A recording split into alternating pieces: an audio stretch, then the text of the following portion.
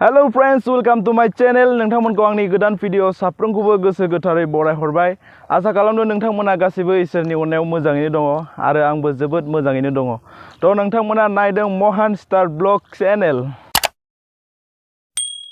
फोथाराव दंफैयो आङो दायो। दाथ' दैलां टाइम नालायथो गोबां मानसिफोरा हालेवबाय दङ। ओमफ्राय आलि दानबाय दं, खोबाय दङ, ओमफ्राय गासैबो माइ गायदों, खोथिया फुदों, बेबायदि गासैबो बिजि दाबायदि टाइमावहाय। ओमफ्राय आंबो दुब्लियावनो दंफैयो दायो। जोंहानि दुब्लिखौ नायदो नै बेयो गासै 5 बिगा दङ बेवहाय जोंहा दा माइ गायगोन आरोखि।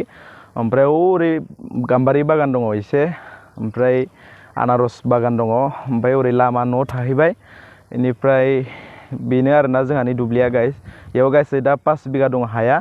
ओमफ्राय आरो बैयाव सिट मोनसे दंबावो, बे सिट मोनसेयावसो आरोना जोंहानि न'आ। ओमफ्राय इयाव जास्ट माइल' गायो, ओमफ्राय बारिल' खालामनानै दोनदों। बै हा मोनसेयावसो थायो आरोना जोंहा।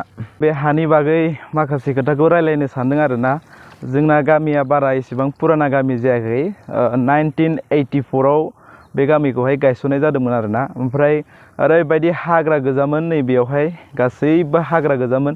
ओमफ्राय ओरैबायदि मैदेर फैयोमोन आरोना बेवहाय, माने मैदेरजोंनो माने ओरैबायदि खस्थ'आव जोङो सोलिनांगौ जायोमोन। ओमफ्राय बे समावबो हाफोरा ओरैबायदि माने गोरामोन, रानस्राव, बेबायदि दैनि एसे प्रब्लेम जायोमोन आरोना।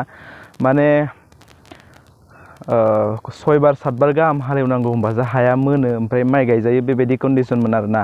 ओमफ्राय हालेवना दोनबाबो कुनु माने लाबानो गैयामोन, माने लोगो लोगो अरथाबजोबोमोन माइ गायनो। ओमफ्राय ओरैबायदि अन्थाइ गोजामोन बेवहाय हाया।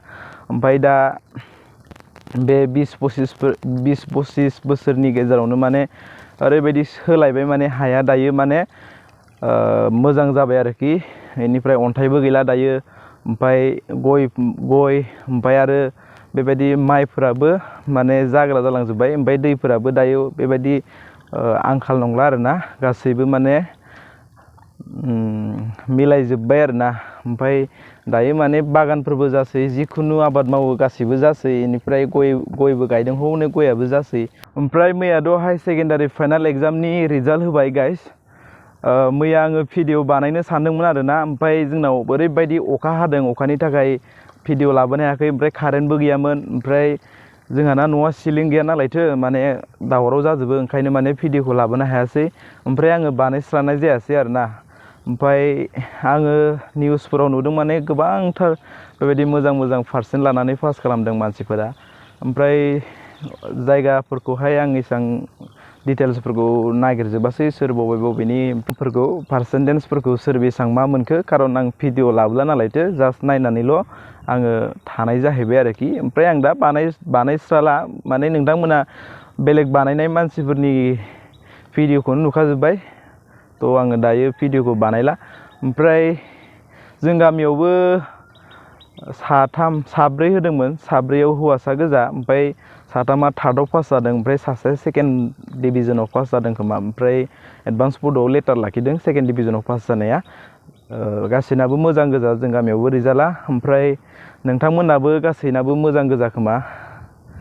थ' जायफोरा फेल जाबाय बिथांमोनाबो जेबो नङा, इयुनाव मोजां चान्स लानानै होफिनबानो जाबाय एग्जामखौहाय। फरायनाया जोंनि थाखाय मेन आरोना गाइस। फरायनायखौ जोङो गारनो नाङा। फरायनाय गैयाब्लाथाय माने ओरैबायदि खस्थ' जायो लाइफआवहाय, माने खामानि मावनानै सानबैसे जानो, आरो खामानि मावनानै मोननाय फैसाया थोआ, आरो इयुनावहाय माने बिराद प्रब्लेम जायो, न'खरखौ बोरै बेंलांनो, बेनिफ्राय गावनि लाइफखौ बोरै दालांनो, बेबायदि गोबां जेंना फैयो आरोना, थाखा फैसानि खेथ्रआवनो जा।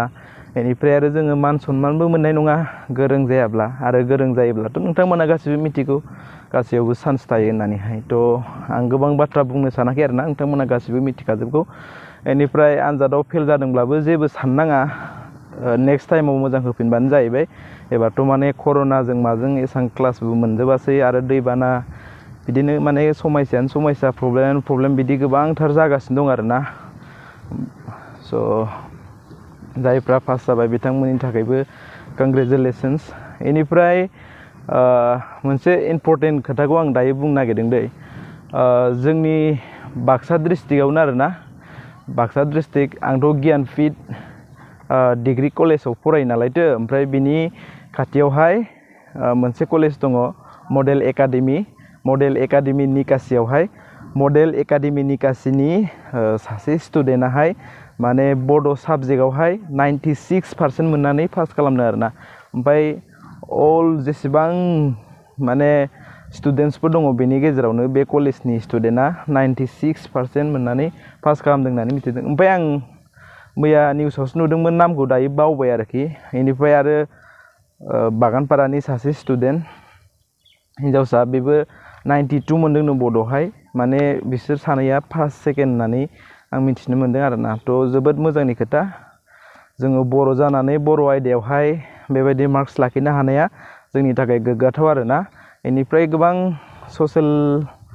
मिडियायाव भिडिअ बानायग्राफोर माने रिपर्टारफोर निउस लाइभफोर फैदों होननानै आं खोनादों आरोना आंनो सासे लोगोहा फन खालामना खिथाहरदोंमोन जोबोद मोजां आरोना बेबायदि गावनि बर' आयदायावनो बेबायदि बर' फरायनानै बेबायदि मार्क्स लाखिनो हानाया अके बिदिब्ला दिनैनि भिडिअआ बेखिनियानो गाइस नेक्स्ट भिडिअ लोगो मोनगोन थ' बाय बाय